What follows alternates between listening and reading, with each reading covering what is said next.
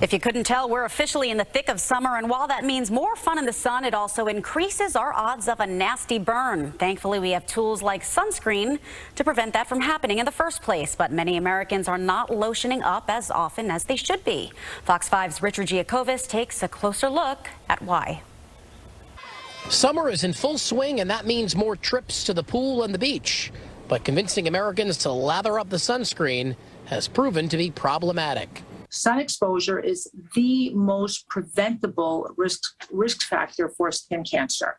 According to the American Academy of Dermatology, 1 in 5 Americans will develop skin cancer in their lifetime. Young men seem to be the most at risk. So why do beach goers forego the sunscreen? It's an afterthought. You know, you're running out, you're excited to go to the beach, you're excited to have a day in the sun, you know, day in the park, and you're not thinking about, oh, let me stop. Let me put on my sunscreen.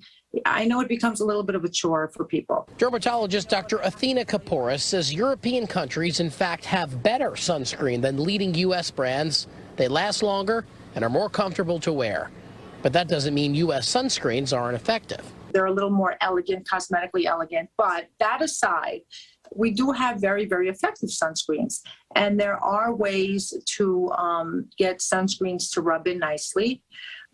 You know, there are sprays. You can use a spray that makes quick application. We have, you know, lotions that you can rub on. Regardless of the type of sunscreen most Americans use, Dr. Kaporis says it's important to use an SPF of at least 30 and apply it every day, even if you're just going for a walk. We recommend that people look for 3 things.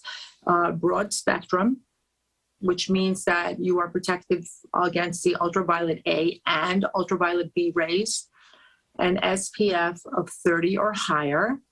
That number tells you how well you are protected from the sun, so you need 30 or higher. And we recommend something that's water resistant because sunscreen, it's not really, you know, sweat proof, so you want something a little water resistant so it stays on your skin. Dr. Kaporis' last tip is to cover your entire body. Think about an entire shot glass of sunscreen and apply it at least a few times a day if sunbathing. Richard Giacovis, Fox 5 News.